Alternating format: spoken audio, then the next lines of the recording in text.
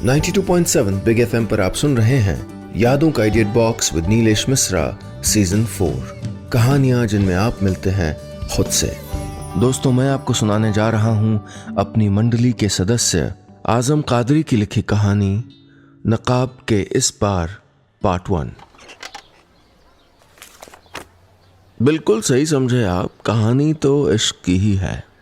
रहने दो, कोई बोर वोर नहीं होता। प्यार का नाम लिया नहीं कि सबकी आंखें सपने बुनने लगती हैं। सपने बुनना कोई बुरी बात भी नहीं, पर इश्क फिर इश्क जैसा होना चाहिए। ये इश्क वाला लव या नहीं चलेगा। कभी कभी मुझे उसके नकाब से जलन होती थी जो हमेशा उसके चेहरे से चिपका रहता, उसके मरमरी चेहरे से झूलता, उसके बालों की खुशबुएं लेता और उसकी तन्हाई में उसकी गुनगुनी आवाज सुनता।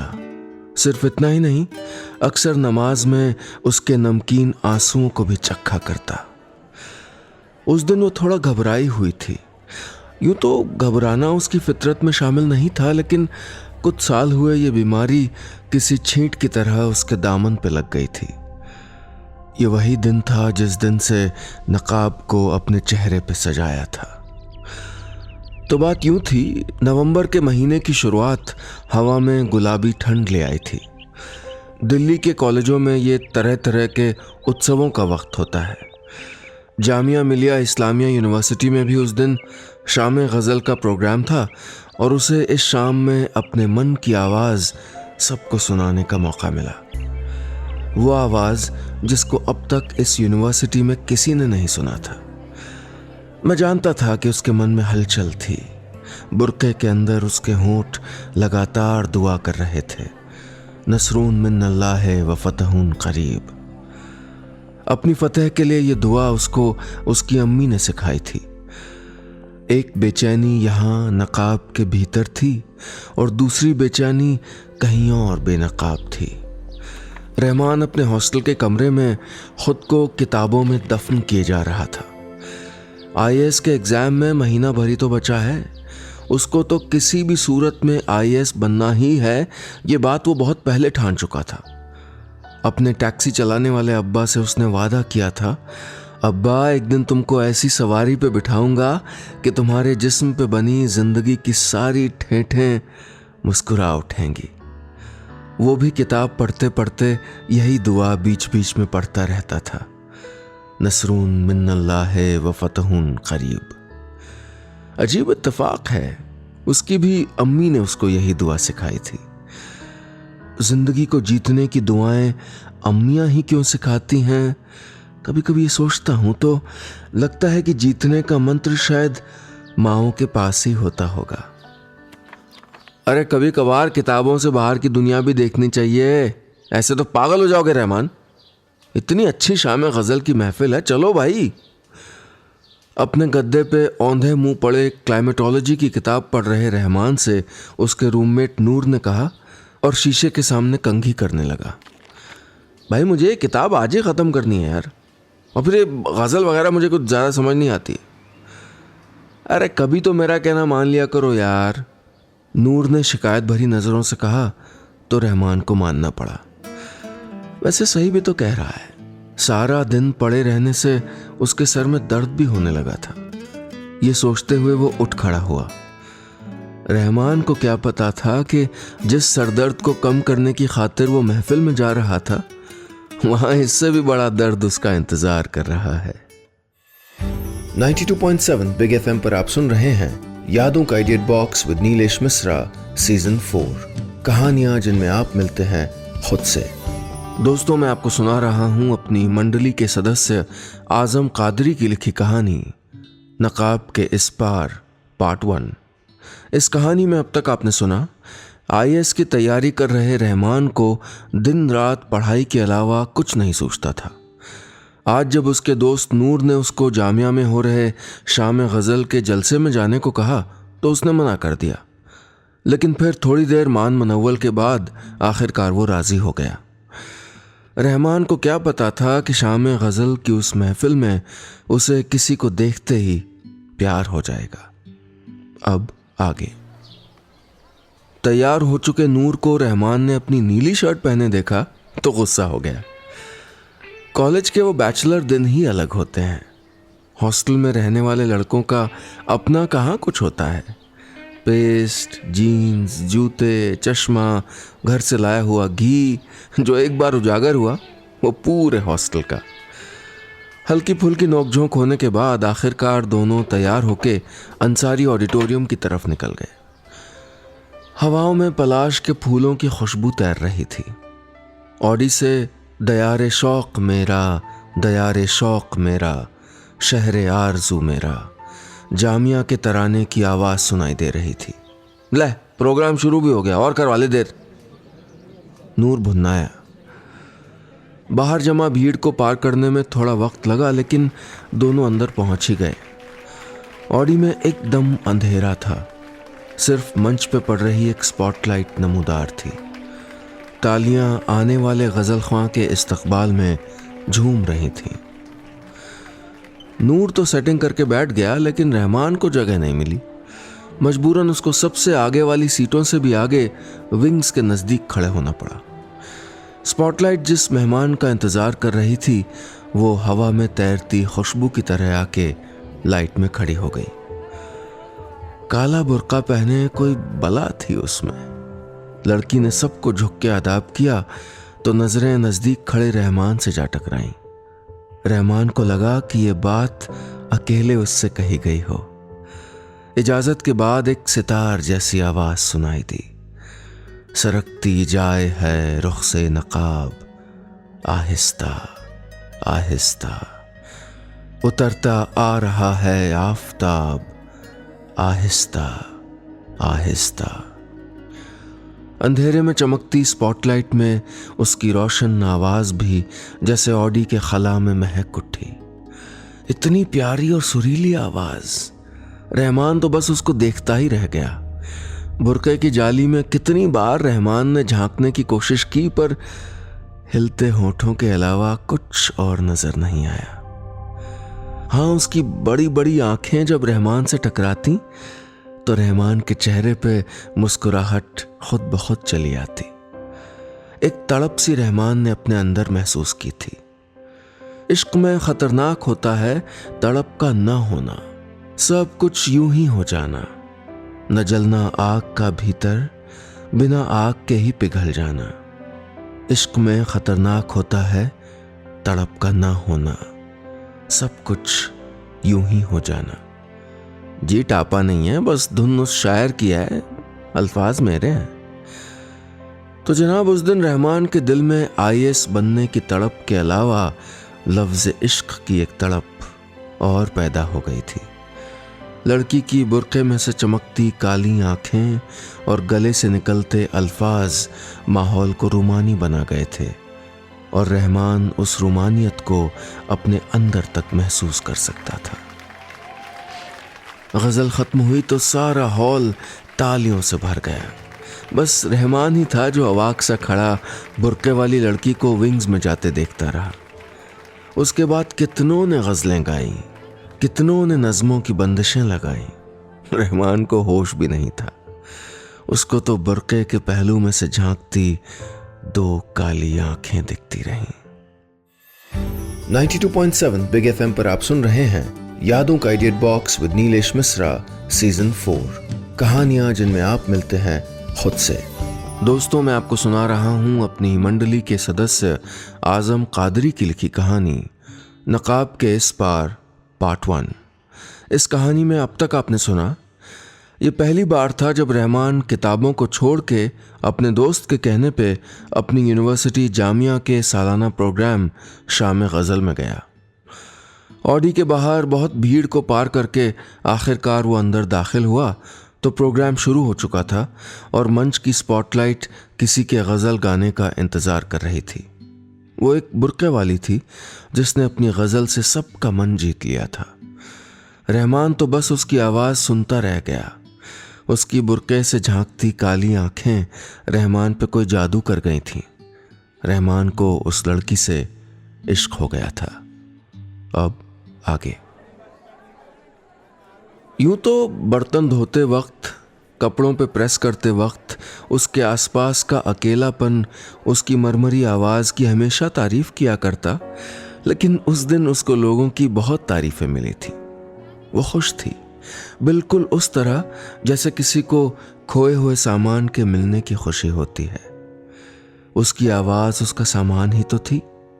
एक वक्त था जब घर कुनबे में शादी या कोई छोटा मोटा फंक्शन भी होता तो वो अपना दुपट्टा सर पे डाल के गाना गाने बैठ जाती और माहौल में रंग आ जाता। और तो और उसके गांव में कोई मिलाद यानी दीनी मजलिस भी होती तो उसकी नातों के बिना सब कुछ अधूरा ही होता। अपने पैगंबर के लिए गाई गई रवायतें जिनको नात कहते हैं वो बड़े दिल से गाती। यही रब है जिसने हमको हम तन करम बनाया, तुझे भीख मांगने को मेरा आस्तां बताया। उसकी वो आखिरी बार गाई हुई नाते पाक थी जिसे उस दिन उसने पेट्रोमैक्स की रोशनी में इतनी शिद्दत से गाया था कि नज़र लग गई थी। अम्मी ने 7 मिर्चें जला के नज़र तो उतार दी थी उसकी। काश अम्मी जिस्म पे लगी नज़र के साथ साथ जिंदगी पे लगने वाली नज़र भी उतार पाती। एक बार जिंदगी को जो नज़र लगी तो फिर उसने कभी किसी शादी महफिल में जाने की हिम्मत नहीं की। फिर उसने कभी किसी मिलाद में भी शिरकत नहीं की। कितने साल उसकी आवाज़ ने हलक का कैदखाना झेला था ये तो वही जानती थी। अब्बा ने ही कितनी मुश्किलों से ढकेल के उसके टूटे हुए मन को ये कह के दिल्ली पढ़ने के लिए पहुंचा दिया था कि यहाँ रहेगी तो घुट के मर जाएगी, इसको बाहर भेजना ही होगा। जिंदगी से डरी हुई लड़की को यहाँ एक नई जिंदगी मिली थी। दोस्तों ने जिद करके उसको स्टेज तक पहुंचा दिया था। सरकती जाए है रुख से नकाब, आहिस्ता आहिस्ता। अगली सुबह क्लास के लिए तैयार हो रहे रहमान को नूर ने यही गजल गुनगुनाते हुए सुना तो हैरान रह गया। रहमान को गाने वाने का कोई शौक था ही नहीं, बस पढ़ाई पढ़ाई पढ़ाई। नूर, कल ये वाली गजल जिसने गाई थी उसका नाम पता है तुझे? रहमान के सवाल पे नूर कंबल से आधा बाहर निकल आया। रहमान ने पहली बार किसी लड़की के बारे में कुछ कहा था। नूर ने अपने अंदाज में जवाब दिया, अरे नाम मुझे क्या पता यार, मैं क्या सारी बुरके वालियों का नाम पूछता फिरता हूँ? यार गुस्सा मत हो, मैं तो बस यूं ही पूछ रहा था, रहमान ने कहा और अपना चश्मा पहन लिया। अक्सर यूं ही पूछी गई बात ही अनकही तमन्नाओं का वो बीज होती है जिसे एक दिन मन के भीतर उगना होता है। आज क्लासेस में भी रहमान का मन नहीं लगा। कैसा जादू था उसकी आवाज में जो उतरने का नाम ही नहीं ले रहा था। कॉलेज खत्म हुए आधा घंटा बीत चुका था। वैसे ये वक्त रहमान के लाइब्रेरी में जाने का होता है, लेकिन आज न जाने क्यों उसके पैर उसको कहीं और ही ले गए। रहमान पीछे आधे घंटे से किसी का इंतजार कर रहा था। इंतजार में बैठा रहमान ऑडी के बाहर वाले पार्क में घास के तिनके नोच रहा था कि एक खनकती हुई हंसने की आवाज पीछे से सुनाई दी। 92.7 बिग एफएम पर आप सुन रहे हैं यादों का edit box with Nilesh Mishra season 4, कहानियां जिनमें आप मिलते हैं खुद से। दोस्तों, मैं आपको सुना रहा हूं अपनी मंडली के सदस्य आजम कादरी की लिखी कहानी नकाब के इस पार पार्ट 1। इस कहानी में अब तक आपने सुना, दिन रात सिर्फ पढ़ाई में जुटे रहने वाले रहमान को उस लड़की से प्यार हो गया था जिसकी सिर्फ आवाज़ ही कल उसने गज़ल की महफिल में सुनी थी। आज तैयार होते वक्त जब रहमान के मुंह पे वही गज़ल आई तो दोस्त नूर को यकीन ही नहीं हुआ। रहमान के दिल में उस बुरके वाली से मिलने की तमन्ना इतनी थी कि वो शाम को सीधे ऑडिटोरियम चला गया। उसको पता था कि कॉलेज की सिंगिंग टीम के लोग वहीं प्रैक्टिस करते हैं। काफ़ी देर इंतज़ार करने के बाद उसको आखिरकार एक आवाज़ सुनाई दी जिसको वो पहचान गया था। अब आगे। उसने मुड़ के देखा तो बुर्के में कोई था जो कल वाली आवाज़ रखता था। मोबाइल पे बात करती हुई जब वो बुर्के वाली रहमान के पास से गुजरी तो रहमान उसकी आंखों में झांकने लगा। पुख्ता कर लेना चाहता था। खिलखिलाती हुई वही आंखें, वही चमक, ये तो वही है। जब तक रहमान पुख्ता कर पाया वो मेन गेट के बाहर पहुंच गई थी। रहमान को समझ ही नहीं आ रहा था कि वो क्या करे। इससे पहले कभी किसी अनजान लड़की से बात की हो तो भी ठीक था, अब तक तो वो और दूर निकल गई थी। रहमान को कुछ समझ नहीं आ रहा था। आखिरकार उसने हिम्मत की और जोर से पुकारा, सुनिए। पर जाती हुई लड़की ने कोई तवज्जो नहीं दी तो रहमान ने उसकी तरफ लपकते हुए फिर पुकारा, सरकती जाए है रुख से नकाब, आहिस्ता। अरे आपने कल यही गजल गाई थी ना। जाती हुई लड़की के पैरों में जैसे ब्रेक लग गए। अब तक रहमान उसके नजदीक पहुंच गया था। उसकी बड़ी बड़ी काली आंखें रहमान को देख रही थीं। जी। उसके गले से निकली वो नर्म आवाज फिर से रहमान को सहला गई। आप बहुत अच्छा गाती हैं। सही कह रहा हूं, यूं तो मैं गजलें नहीं सुनता, लेकिन कल आपको गाते देखा तो मैं आपका यहां काफी देर से इंतजार कर रहा हूं। आपसे बस यही कहना चाहता था कि आप गाती बहुत अच्छा है। रहमान ने एक सांस में सारी बात कह दी। यूं अचानक किसी लड़के के रास्ता रोक लेने से वो घबरा गई थी। शुक्रिया, कांपते हुए अल्फाज उसके गले से निकले और वो चली गई। रहमान खाली सा वहां खड़ा रह गया। वो मिल भी गई थी, बात हो भी गई थी, उसने सुन भी ली थी। फिर रहमान के भीतर ये क्या था जो उसको खाली किए दे रहा था। लग रहा था कि उसका बुर्का थाम के बिठा ले, पर अब तक वो साइकिल रिक्शे पे बैठ के दूर निकल गई थी। आधे खुश और आधे नम गोशे को लेके रहमान लाइब्रेरी की तरफ चल दिया। दिल में खालीपन हो तो मन अपने आप ही खाली हो जाता है। रहमान का दिल पढ़ाई में नहीं लगा। वो किताब में सर डाल के कुछ पढ़ने की कोशिश करता तो उसको गजल के अल्फाज दिखाई देते। वो ज्योग्राफी के नक्शे में देशों को देखने की कोशिश करता तो उसको स्पॉटलाइट में खड़ी वो दिखाई देती।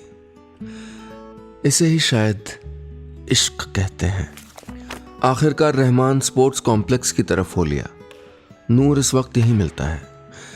रहमान आके वहां खामोशी से बैठ गया। क्या हो, सब ठीक तो है? बैडमिंटन खेल रहे नूर ने उसको वहां अचानक देख के कहा। रहमान ने कोई जवाब नहीं दिया, बस वो खामोश सा बैठा रहा। 92.7 बिग एफएम पर आप सुन रहे हैं यादों का edit box with Nilesh Mishra season 4, कहानियां जिनमें आप मिलते हैं खुद से। दोस्तों, मैं आपको सुना रहा हूं अपनी मंडली के सदस्य आजम कादरी की लिखी कहानी नकाब के इस पार पार्ट 1। इस कहानी में अब तक आपने सुना शाम गज़ल की महफिल में एक बुर्के वाली लड़की को सुन के रहमान को उससे प्यार हो गया था और आज उसी से मिलने के लिए वो दूसरे दिन उससे मिलने, उसका नाम जानने की तलब से ऑडिटोरियम के बाहर उसका इंतज़ार कर रहा था। आखिरकार उस बुर्के वाले की आंखों और उसकी आवाज़ से रहमान ने उसको पहचान लिया। उसने बढ़ के बात करनी चाहिए तो पता नहीं क्यों वो लड़की डर सी गई। बिना रहमान से ज़्यादा बात किए वो चली गई और रहमान अपना टूटा हुआ दिल लेके अपने दोस्त नूर से मिलने चला आया। अब आगे पढ़ाई में मन नहीं लग रहा था तो यहाँ चला आया। रहमान ने कहा तो नूर दूसरे पाले से आती शॉट को बचा नहीं पाया। ये पहली बार था जब रहमान के मुंह से पढ़ाई को लेके इस तरह की बात सुनी थी उसने। सच सच बता यार, बात क्या है रहमान? नूर ने रहमान के कंधे पे हाथ रख के पूछा तो रहमान की जबान ने फिर वही जवाब दिया, पता नहीं, बस यूं ही। फिर वही यूं ही वाला जवाब। अरे क्या आप अब भी नहीं मानोगे कि यूं ही की गई बात मन में पड़े उस बीज की तरह होती है जिसको उगना ही होता है। रहमान को यूं उदास देख के नूर ने ही पूछा, यार आजकल तुझे क्या हो गया है? जब से तू उस शामिया गजल के प्रोग्राम से लौटा है बुझा बुझा सा है। नूर ने प्यार से पूछा तो रहमान के मन में अटकी बात ज़बां पे आ गई। मैं आज उससे मिलने गया था। किससे? नूर के चेहरे पे सवाल था। वही जिसके बारे में तुझसे सुबह सुबह पूछा था, वो बुर्के वाली। रहमान की आवाज में मासूमियत थी। रहमान? नूर ने आश्चर्य से कहा। यह दूसरी बात थी जो कॉलेज के 3 सालों में पहली बार नूर ने उसके मुंह से सुनी थी। भाई तेरा आईएएस का एग्जाम नजदीक है, मेरा मतलब तुझे इस वक्त उस पर ध्यान देना चाहिए यार।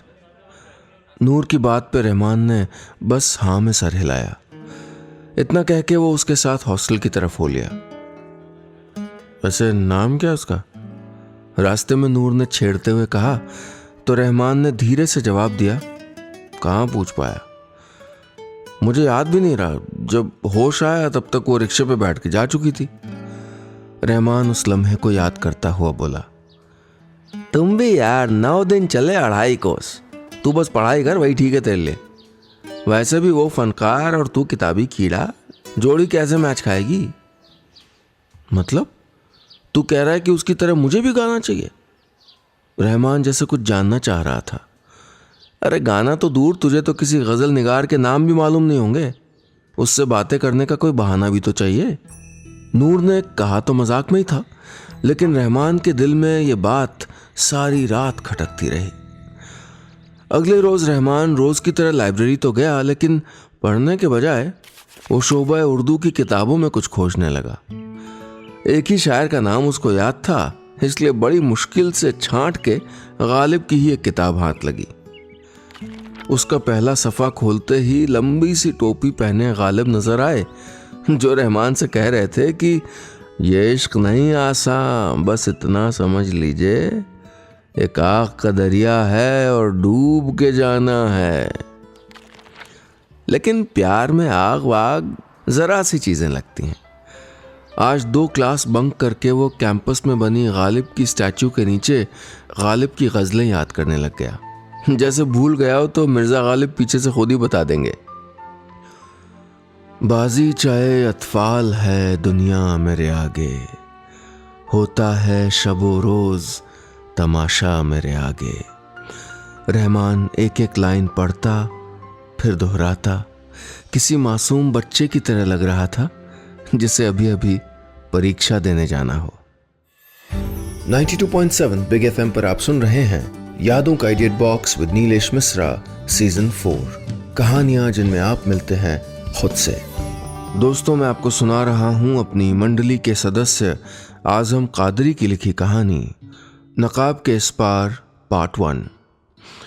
इस कहानी में अब तक आपने सुना जामिया की शाम गज़ल में एक बुर्के वाली की गज़ल सुन के रहमान को उससे प्यार हो गया था। अगले दिन उससे मिलने की ख्वाहिश लेके जब रहमान उससे मिलने ऑडिटोरियम पहुंचा तो बात भी नहीं कर पाया था। वो अपने दोस्त नूर की सलाह पे आज रहमान गालिब की गज़लें याद करता रहा ताकि जब दोबारा उससे मिले तो उसको इम्प्रेस कर पाए। क्या वो उस बुर्के वाली लड़की से मिल पाएगा? सुनते हैं आगे। रहमान यहाँ क्या कर रहा है? शाम का वक्त हो गया था जब नूर ने उसको देख के टोका। रहमान ने जल्दी से सीने पर रखी गालिब की किताब छिपा ली। कुछ नहीं, यूं बैठा था। तुम तो यहाँ कभी नहीं बैठते, नूर ने कहा तो रहमान सकपका गया। बस यूं ही, कह के वो वहां से निकल गया। जब यूं ही का जवाब बार बार मुंह पे आने लगे तो समझ लो कि मन कहीं और उलझा हुआ है। शाम गहराने लगी थी। कैंटीन और बोसीदा घास वाले पार्कों से चहकते स्टूडेंट जाने लगे थे। रहमान गालिब को हाथों में थामे निकल गया था अपनी बुर्का नशीं से मिलने। उस दिन रहमान को उसको ढूंढना नहीं पड़ा। उसकी आवाज़ जैसे खुद रहमान को रास्ता बता रही थी। मेन ऑडी के पीछे वाले हिस्से में, जहां भी कुछ महीनों पहले ही एक बड़े से खुले मंच का काम पूरा हुआ था, आवाज़ वहीं से आ रही थी। और आहिस्ता कीजिए बातें, धड़कने कोई सुन रहा होगा। रहमान को 1 सेकंड भी नहीं लगा था उस आवाज़ को पहचानने में। वो जल्दी से उस तरफ हो लिया। उसने देखा तो वो घुमावदार सीढ़ियों पे बैठ के गुनगुनाए जा रही थी।